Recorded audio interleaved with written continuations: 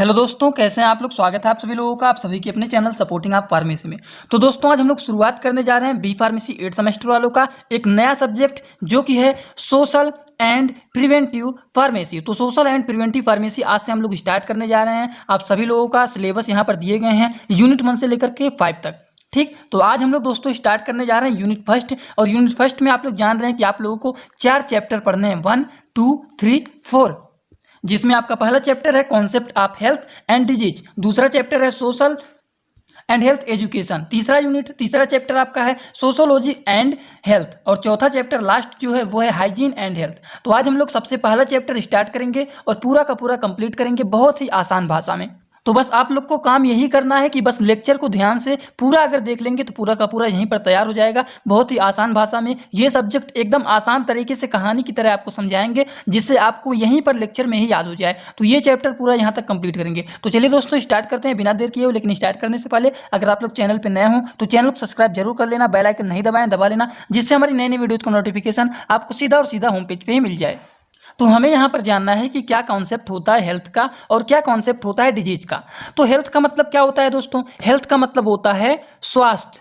यहाँ पर समझने के लिए जान लीजिए, हेल्थ का मतलब स्वास्थ्य होता है। और डिजीज का मतलब क्या होता है? डिजीज का मतलब होता है बीमारी। ठीक, अब यहाँ पर स्वास्थ्य के बारे में क्या आप लोग जानते हैं उसके बारे में बात करना है, और बीमारी के बारे में क्या जानते हैं ये बात करना है। तो हेल्थ क्या होता है? हेल्थ जो होता है एक इंपॉर्टेंट रोल होता है डेवलपमेंट करने के लिए। डेवलपमेंट करने के लिए जैसे एक इंडिविजुअल पर्सन, मतलब केवल एक पर्सन के लिए, मान लीजिए केवल अपना आप ध्यान रख रहे हैं, या फिर पूरे ग्रुप की बात किया जाता है, या फिर आपकी पूरी फैमिली की बात किया जाता है कि पूरी फैमिली जो है अच्छे हेल्थ कराना चाहिए, उनका स्वास्थ्य अच्छा रहे, उसका देखभाल करना चाहिए। ठीक, या फिर पूरी कंट्री की बात किया जाए, पूरी कंट्री को सही से समझाना चाहिए कि इस तरीके से रहें, ये ना खाएं, ये काम करें, ऐसे रहें। जैसे कोविड-19 में सबको सलाह दिया गया था ऐसे ऐसे रहेंगे तो आपको कोरोना वायरस नहीं होगा। ठीक, तो वो सारी जो सजेशन दिया जाता है वो सारी चीज़ें हमारे हेल्थ के अंदर आता है। जिसे कोई बीमारी नहीं रहता है वो हमारा होता है हेल्दी पर्सन। और जिसे कुछ ना कुछ बीमारी लगा रहता है, कोई शुगर हो गया, ब्लड प्रेशर हो गया, हाइपरटेंशन हो गया, अस्थमा हो गया, ईटीसी कोई भी बीमारी अगर हो गया, किसी को ये सब लगा हुआ है तो वो क्या है? वो पर्सन हेल्दी पर्सन नहीं है, उसके अंदर डिजीज है, वो बीमारी है। ठीक, अब हमें इस यूनिट में यही सब के बारे में डिटेल पढ़ना है कि हेल्थ का कॉन्सेप्ट क्या है, इसमें क्या क्या सही रहना चाहिए, अच्छा स्वास्थ्य रहने के लिए क्या करना चाहिए, क्या नहीं करना चाहिए। उसके बाद डिजीज के बारे में पढ़ेंगे। तो चलिए दोस्तों स्टार्ट करते हैं। सबसे पहले हेल्थ से स्टार्ट करते हैं। तो इंट्रोडक्शन कहें, हेल्थ की क्या डिफिनीशन होती है? हेल्थ जो होता है एक इंपॉर्टेंट रोल होता है, एक इंपॉर्टेंट एसेप्ट होता है डेवलपमेंट के लिए। एक इंडिविजुअल के लिए कहें, या फिर पूरे ग्रुप के लिए कहें, या फिर पूरे फैमिली के लिए कहें, या फिर पूरे कंट्री के लिए एक इंपॉर्टेंट रोल होता है हेल्थ। ठीक, हेल्थ को सिंपली डिफाइन कर सकते हैं। हेल्थ में भी defined as a completely physically कहें या फिर मेंटली कहें, और social welfare and only absence of disease, जिसके अंदर बीमारी क्या होता है? एब्सेंट होता है, प्रेजेंट नहीं होता, एब्सेंस होता है, वो हमारा होता है हेल्दी पर्सन। और जिसके अंदर डिजीज क्या होता है? प्रेजेंट होता है, वो हेल्दी पर्सन नहीं होते।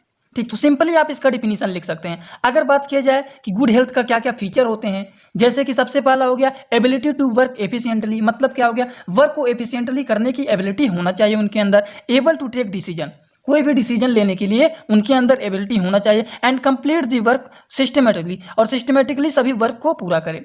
Free from disease condition. ठीक, डिजीज से भी कंडीशन, डिजीज के कंडीशन से भी फ्री रहे। गुड मेंटल कंडीशन, मेंटल का भी कंडीशन क्या रहना चाहिए? अच्छा रहना चाहिए। ये कुछ फीचर हैं गुड हेल्थ के। ठीक, अच्छे स्वास्थ्य के ये कुछ फीचर हो गए। अब इसमें आप लोग बताइए, इससे शार्ट नहीं हो सकता है। बहुत सारे लोग कहते हैं हैंड रिटन में लिख के बताइए, हैंड रिटन में शार्ट नोट दीजिए। अब हेल्थ का डिफिनीशन पूछता है तो हैंड रिटन में अगर आपको कितना भी शार्ट दें तो कम से कम डिफिनीशन तो इतना लिखेंगे ही। अगर फीचर आप गुड हेल्थ का एग्जाम में पूछ लिया 2 नंबर में, तो कम से कम ये कुछ फीचर तो आप लोग जरूर ऐड करेंगे, क्योंकि इंपॉर्टेंट है ये। ठीक, तो ये इंट्रोडक्शन हो गया हेल्थ के बारे में। अब हम लोग बात करने जा रहे हैं essential requirement for maintaining a good health. मतलब क्या हो गया? हेल्थ को मेंटेन करने के लिए क्या क्या रिक्वायरमेंट इसेंशियल होना चाहिए। तो क्या क्या होना चाहिए? जैसे हेल्दी रहना चाहिए एंड बैलेंस डाइट। अब भाई बैलेंस डाइट तो हम लोगों से जल्दी हो नहीं पाता है। लड़कियां ज़्यादातर डाइट कर लेते हैं, लेकिन लड़के जल्दी तक कर नहीं पाते हैं। जो कुछ मिलता है खाते जाते हैं। नहीं, सबके लिए नहीं कर रहा हूँ, अपने लिए कर रहा हूँ, क्योंकि मैं तो डाइट कर नहीं पाता हूँ। तो ये सब करना चाहिए। हेल्दी एंड बैलेंस डाइट करना चाहिए अच्छे स्वास्थ्य के लिए। गुड एंड हेल्दी हैबिट, मतलब अच्छा रहना चाहिए, अपने आदतों को भी अच्छा रखना चाहिए। एक्सरसाइज करना चाहिए। फिटनेस के लिए थोड़ा बहुत रेस्ट जरूरी है। ये नहीं कि आप लोग हमेशा रात रात तक 12 बजे तक फ़ोन चला रहे हैं, 1-1 बजे तक फ़ोन चलाते रह जा रहे हैं। ठीक, दिन में काम कर रहे हैं, वर्क वर्क अपना कर रहे हैं, स्टडी कर रहे हैं, रात में 12-1 बजे तक फ़ोन चला रहे हैं, तो ये सब काम नहीं करना चाहिए। एक्सरसाइज करना चाहिए, टाइम टू टाइम रेस्ट करना चाहिए। ये सारे कुछ क्या होते हैं, हेल्थ को मेंटेन करने के लिए कुछ इसेंशियल इनके रिक्वायरमेंट होते हैं। थोड़ा थोड़ा चलिए इनके बारे में डिटेलिंग कर लेते हैं। जैसे कि पहले हेडिंग डालेंगे हेल्दी एंड बैलेंस डाइट। स्वस्थ रहने के लिए, बैलेंस को डाइट करने के लिए, डाइट करते हैं तो क्या करना चाहिए, क्या नहीं करना चाहिए, थोड़ा थोड़ा इनके बारे में डिटेल जान लेते हैं। तो सबसे पहला हेडिंग रहेगा हमारा हेल्दी एंड मेंटेन डाइट। तो क्या रहना चाहिए, बैलेंस को डाइट करने के लिए एक अच्छा सोर्स रहना चाहिए एनर्जी के लिए और गुड हेल्थ के लिए। और डाइट इतना भी नहीं करना चाहिए कि बस खाना पीना बंद कर दें। तो खाना पीना बंद कर देंगे तो आपको एनर्जी कहाँ से मिलेगा, और एनर्जी नहीं मिलेगा तो आप वर्क कैसे करेंगे, आप कोई भी वर्क ही नहीं कर पाएंगे, चल फिर नहीं पाएंगे। तो इतना डाइटिंग भी नहीं करना है कि हमारे बॉडी में एनर्जी भी मिलना बंद हो जाए, क्योंकि जब हम कुछ खाते हैं तो उससे हमें एनर्जी मिलता है और उसी एनर्जी के द्वारा क्या करते हैं, हम चलते फिरते हैं। लेकिन वही एनर्जी लेने के लिए कुछ लोग इतना ज़्यादा खाने लगते हैं कि उनका शरीर एकदम मोटा हो जाता है। तो डाइट को भी बैलेंस करना चाहिए, किसके लिए, एनर्जी के लिए, ठीक, और गुड हेल्थ के लिए, ठीक। तो ये सारी चीज़ें इंपॉर्टेंट होती है। जैसे कि कुछ फॉलोइंग पॉइंट होते हैं मेंटेन करने के लिए अच्छे हेल्थ को, जैसे कि हैविंग बैलेंस डाइट हो गया, फ्रेश फूड खाना चाहिए, प्रॉपर रेस्ट करना चाहिए टाइम टू टाइम, ठीक, एडुकेट वाटर कंजम्पशन होना चाहिए। तो ये कुछ हो गए इनके मेंटेन आप गुड हेल्थ के कुछ फॉलोइंग पॉइंट हो गए, ठीक, जो कि इंपॉर्टेंट है। अब हम आते हैं दूसरे पॉइंट पे। दूसरा हमारा क्या है, good habit for good health. Good habit रहना चाहिए किसके लिए, अच्छे स्वास्थ्य के लिए, अच्छी आदत रहना चाहिए। अब अच्छी आदत क्या क्या रहना चाहिए, सबसे पहली बात getting some fresh air. Air मतलब हवा होता है। Daily is essential for improving your health. मतलब क्या होता है इसका, अगर आप सुबह सुबह उठते हैं, ठंडी ठंडी हवा इतना अच्छा चलता है, तो वो जा करके अगर आप डेली सुबह के टाइम लेते हैं, वो सुबह की हवा लेते हैं, तो उससे भी बहुत बेनिफिट होता है और वो भी हमारे हेल्थ को क्या करता है दोस्तों, इंप्रूव करता है। इसीलिए सुबह को जल्दी उठें, और जल्दी उठते हैं तो अगर थोड़ा बहुत कहीं पे टहल देते हैं, चल फिर देते हैं, या फिर कहीं नहीं जाते हैं तो अपने छत पर ही जा करके थोड़ा बहुत टहल लीजिए और देखिए कितना अच्छा अच्छा हवा चलता है। तो सुबह को टाइम से उठें, अच्छे टाइम से उठें, सुबह को जल्दी उठें, उसके बाद जाएं थोड़ा बहुत घूमें टहलें, अच्छी फ्रेश हवा लें, तब देखिए, क्योंकि सुबह के टाइम पे सब लोग सोए रहते हैं, गाड़ी मोटर भी ज़्यादा नहीं चलते हैं, पॉल्यूशन भी रुका रहता है। तो सुबह के टाइम जो हवा आती है वो फ्रेश एयर होती है। तो सुबह के टाइम पर जा करके निकल के थोड़ा बहुत टहलना चाहिए और फ्रेश एयर को क्या करना चाहिए, लेना चाहिए। एक correct posture during sleep help every muscles work proper way and reduce the pressure on the your joint. And daily exercise करना चाहिए, योगा करना चाहिए, जो कि एसेंशियल होता है to keep your muscles flexible. हमारे मसल्स को फ्लेक्सिबल बनाने के लिए, अच्छा रखने के लिए क्या होता है, इसेंशियल होता है। इसीलिए थोड़ा बहुत एक्सरसाइज करना चाहिए, थोड़ा बहुत आपको योगा डेली करना चाहिए, जो कि बहुत ही महत्वपूर्ण होता है। Keeping your self hydrate is also essential, ठीक, अपने बॉडी के अंदर क्या करना चाहिए, हाइड्रेट को रखना चाहिए, जो कि इसेंशियल होता है। अपने आप को भी मोटिवेट करना चाहिए, अपने माइंड को भी मोटिवेट करना चाहिए, ठीक। मोटिवेशन बहुत ज़रूरी होता है हमारी लाइफ के लिए। तो अपने आप को, अपने माइंड को हमेशा मोटिवेट करना चाहिए, क्या सही है और क्या गलत है। चलिए अब हम लोग तीसरे पॉइंट की बात कर लेते हैं। तीसरा पॉइंट क्या कहता है, exercise and rest for good health. Exercise करना चाहिए और रेस्ट करना चाहिए, किसके लिए, गुड हेल्थ के लिए। अब क्या क्या होना चाहिए इसके बारे में आप लोग अपने से भी कुछ पॉइंट बना करके लिख ले सकते हैं कि क्या होता है। प्रॉपर रेस्ट करना चाहिए, प्रॉपर टाइम पे सोना चाहिए, बेनिफिट होता है other essential nutrient and healthy habit के लिए, ठीक, and good physical and emotional health. तो 2-4 पॉइंट इसमें आसान भाषा में लिखे गए हैं, लिखना चाहते हैं तो वीडियो को रोक करके इसे लिख सकते हैं। अगर बात किया जाए क्या क्या फैक्टर अफेक्टिंग होते हैं हेल्थ के, तो क्या होते हैं, वेरियस फैक्टर होते हैं, ठीक। कौन कौन से, जैसे कि सबसे पहला हमारा हेरिडिटी हो गया। अब हेरिडिटी का मतलब क्या हो गया, जैसे कोई जेनेटिक डिजीज होता है, जैसे कि हमारे परिवार में चलता हुआ आ रहा है, बाबा को हुआ था, फिर पिताजी को हो गया, पिताजी को हो गया, फिर धीरे धीरे करके हमारे अंदर भी वो लक्षण दिख रहे हैं, ठीक। तो कुछ जेनेटिक बीमारियां भी होती हैं। और कुछ इन्वायरमेंटल फैक्टर होते हैं, जैसे कि सराउंडिंग में हो गए, एटमॉस्फेयर में हो गए, हाइड्रस सब्सटेंस में हो गए, जो कि प्रेजेंट होते हैं, कुछ वाटर में प्रेजेंट होते हैं, कुछ ऑयल में प्रेजेंट होते हैं। तो ये सब के कारण भी कुछ हो सकता है। सोशियो एंड इकोनॉमिक फैक्टर भी हो सकते हैं, कुछ पर्सनल फैक्टर भी हो सकते हैं, जैसे हमारा डाइटिंग खराब है, हमारा स्लीपिंग टाइम खराब है, कि हमें जिस टाइम पर सोना चाहिए हम उस टाइम पे नहीं सो रहे हैं, 12 बजे 1 बजे 2 बजे तक मोबाइल चलाते ही रह जा रहे हैं, सो नहीं रहे हैं, आंखों में से पानी निकल जा रहा है, लेकिन हम तब भी सो नहीं रहे हैं। एक्सरसाइज करना चाहिए, वो सब नहीं कर रहे हैं। तो कुछ पर्सनल फैक्टर भी होते हैं हेल्थ के, ठीक। तो ये सब पे थोड़ा ध्यान रखना चाहिए, जिससे हमारा बॉडी हेल्दी रहता है। तो ये सारी चीज़ों पर ध्यान रखना चाहिए। तो आई होप आपको समझ में आ रहा होगा। किसी को कुछ समझ में ना आए तो कमेंट बॉक्स में जरूर बताना। ये टॉपिक ऐसा है, आप लोगों के लाइफ से ही रिलेटेड है, अपने से कोरिलेट करके पढ़िए, अपने लाइफ से जोड़ करके इस सब्जेक्ट को पढ़ेंगे तब बहुत ही आसान तरीके से समझ में आएगा।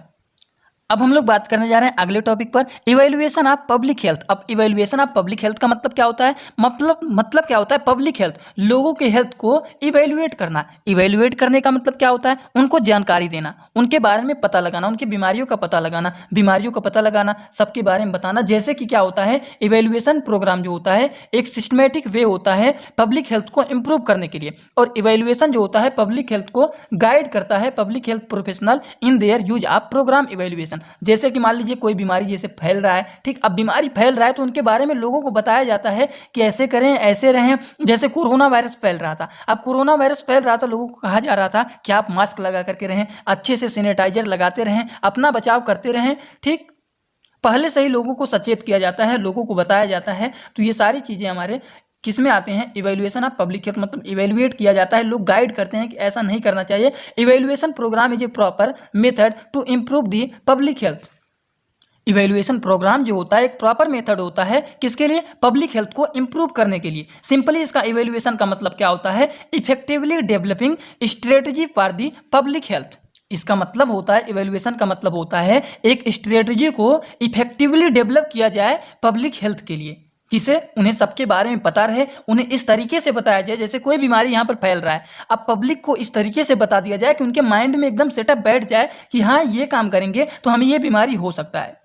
ये बात होता है यहाँ पर। बात करें अगर कौन कौन से रीजन होते हैं बिहाइंड डेवलपिंग फ्रेमवर्क, तो ये सारी चीज़ें आप लोग लिख सकते हैं। इफेक्टिवली प्रोग्राम इवैल्यूएशन हो गया, defining step of program evaluation हो गया, summarising the essential element of program evaluation हो गया। तो ये सारी चीज़ें कुछ रीजन होते हैं डेवलपिंग फ्रेमवर्क का, बिहाइंड रीजन होते हैं। जो कि बात किया जाए अगर इवैल्यूएशन के टाइप का, तो इवैल्यूएशन जो होते हैं ये बेसिकली 3 इसमें टाइप होते हैं। कौन कौन से होते हैं? सबसे पहला हमारा होता है प्लॉसिबिलिटी होता है इवैल्यूएशन, दूसरा हमारा होता है प्रोबेबिलिटी इवैल्यूएशन होता है, और तीसरा हमारा होता है एडुकेसी इवैल्यूएशन होते हैं, ठीक। ये 3 इवैल्यूएशन होते हैं। तीनों के बारे में कभी कभी एग्जाम में पूछ लेता है साइट में, प्लॉसिबिलिटी इवैल्यूएशन क्या होता है, प्रोबेबिलिटी इवैल्यूएशन क्या होता है। तो थोड़ा बहुत अगर पढ़ना चाहते हैं तो इसे वीडियो को रोक करके आप लोग पढ़ लीजिएगा, थोड़ा बहुत इंपॉर्टेंट है, शायद एग्जाम में आपका यहाँ से क्वेश्चन 2 नंबर का बन सकता है, ठीक। तो पढ़ना चाहते हैं इस वीडियो को रोक करके इसे आप लोग पढ़ सकते हैं। बात करते हैं prevention and control of disease, मतलब कोई बीमारी हो रहा है तो उसको कैसे कंट्रोल किया जाए, उसका कैसे निवारण किया जाए।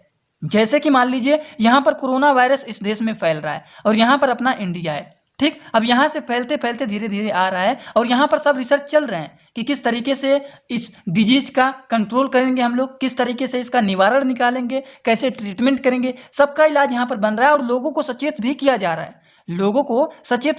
आप लोग पहले से मास्क लगा के रहें जिससे आप तक बीमारी पहुंच ना पाए। हाथों में मान लीजिए अगर थोड़ा बहुत टचिंग हो जाता है किसी से तो आप लोग हमेशा सैनिटाइजर का इस्तेमाल करते रहें, ठीक। तो ये सारी चीज़ें इंपॉर्टेंट होते हैं। जैसे कि प्रिवेंशन का मतलब होता है निवारण, मतलब क्या होता है? It means planning for disease के लिए प्लानिंग करना, निवारण उसका निकालना। Making effort to the prevent health problem and spread of disease, मतलब डिजीज को फैलने से रोकने के लिए उसके लिए प्लान करना और बीमारी का जो फैलाव हो रहा है उसको रोकने के लिए कुछ ना कुछ इलाज ढूंढना, ठीक। उसी तरीके से हमारा होता है इंटरवेंशन का मतलब होता है हस्तक्षेप। ये क्या होता है? इसका मतलब होता है डिजीज को कंट्रोल करना ड्यूरिंग इट्स डेवलपमेंट स्टेज। जब ये डेवलपमेंट के स्टेज में रहता है तो उसे कंट्रोल करने के लिए, कंट्रोलिंग करने के लिए कुछ सोचना विचारना, हस्तक्षेप करना। And taking action during an incident, ठीक। एक्शन भी लेना चाहिए जब तक वो पूरा का पूरा फैले ना, उसको पूरे के पूरे फैलने से पहले ही रोकने का इलाज ढूंढना चाहिए। तो ये हमारा होता है प्रिवेंशन, ये होता है हमारा इंटरवेंशन। थोड़ा बहुत ये लिखना चाहते हैं तो लिख सकते हैं। और एक पॉइंट इसमें है कंट्रोल करना, मतलब बीमारी हो रहा है कोई चीज़ तो इसे कंट्रोल करना। उसके बाद एरेडेशन, इसका मतलब क्या होता है? इसका मतलब होता है खत्म करना, मतलब कंप्लीटली एलिमिनेशन ऑफ डिजीज, मतलब पूरी तरह से उसे ह्यूमन के बॉडी, ह्यूमन पॉपुलेशन से क्या करना, उसे बाहर निकाल देना, ठीक। कुछ इंपॉर्टेंट पॉइंट होते हैं कंट्रोल करने के लिए, डिजीज को कंट्रोल करने के लिए, उसको निवारण के लिए कुछ इसमें इंपॉर्टेंट पॉइंट होते हैं। इंपॉर्टेंट पॉइंट इसमें बहुत सारे लिखे गए हैं, जो आपको आसान लगे इतने सारे दिखा दिए हैं, जो आपको इजी लगे उसे वीडियो को रोक करके बस क्या करना है, लिख लेना है। बात करते हैं प्रिवेंशन के लेवल कुछ होते हैं। अब कौन कौन से लेवल होते हैं? सबसे पहला हमारा होता है प्राइमरी प्रिवेंशन, दूसरा सेकेंडरी होता है और तीसरा टर्शियरी होता है। एक एक लाइन में लिखे गए हैं, वीडियो को रोक करके लिखना चाहते हैं लिख सकते हैं। उसी तरीके से हमारे कुछ सोशल काज होते हैं डिजीज के। अब डिजीज क्या होते हैं? डिजीज एक स्टेट होता है या फिर कंडीशन कहते हैं, कह सकते हैं आप लोग। When there are malfunctioning of the body, या फिर कह सकते हैं mind, when the cause of disease living organism and it is called infectious disease and symptom associated with the state of physical mental and social. जो physically रूप से, mentally रूप से, सोशल रूप से सही नहीं रहता है, जिसके अंदर कुछ ना कुछ दिक्कतें बनी रहती हैं, तो वो क्या होता है, उनके अंदर कोई ना कोई डिजीज है।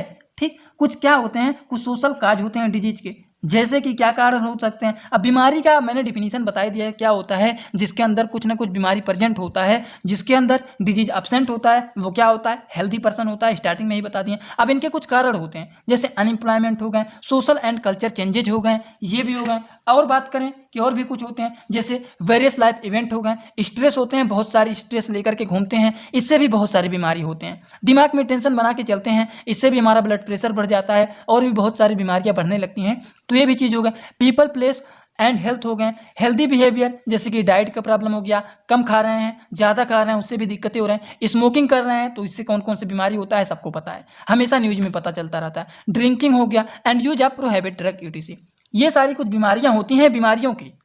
ये सारी चीज़ खाने से भी बीमारियां हो जाती हैं, ये बात जानिए। सोशल प्रॉब्लम आप देख सकते, कौन कौन से सोशल प्रॉब्लम होते हैं, जैसे कि एजुकेशनल प्रॉब्लम हो गए, सोशल रिलेशनशिप हो गए, एम्प्लॉयमेंट इशूज के द्वारा भी हो सकते हैं, लॉस ऑफ इंडिपेंडेंस हो गए, कम्युनिकेशन इशू हो गए, तो ये सारी चीज़ें हो सकती हैं। तो इसे अगर आप लोग, इस सब्जेक्ट को अगर आप लोग अपने लाइफ से लेकर के कोरिलेट करके अगर पढ़ेंगे, तो बहुत ही आसान तरीके से समझ में आएगा। अब बताइए, इस जो हमारा यूनिट है बहुत ही आसान है। अब हमारा पढ़ेंगे अगले वाले चैप्टर में सोशल एंड हेल्थ एजुकेशन, इसके बारे में भी समझेंगे आसान तरीके से। तो आज का लेक्चर हम लोग का यहीं पे कंप्लीट होता है, लेकिन इस सब्जेक्ट को एकदम आसान भाषा में कहानी की तरह कंप्लीट करेंगे। ठीक, ध्यान से लेक्चर को देखना, समझते हुए चलना, पूरा का पूरा आपका यहीं पे तैयार हो जाएगा। तो चलिए दोस्तों, वीडियो कैसा लगा कमेंट बॉक्स में जरूर बताएगा। चैनल पर नए हो, चैनल को सब्सक्राइब करके बेल आइकन को दबाना मत भूलिएगा। Thanks for watching video, like comment share and subscribe this channel.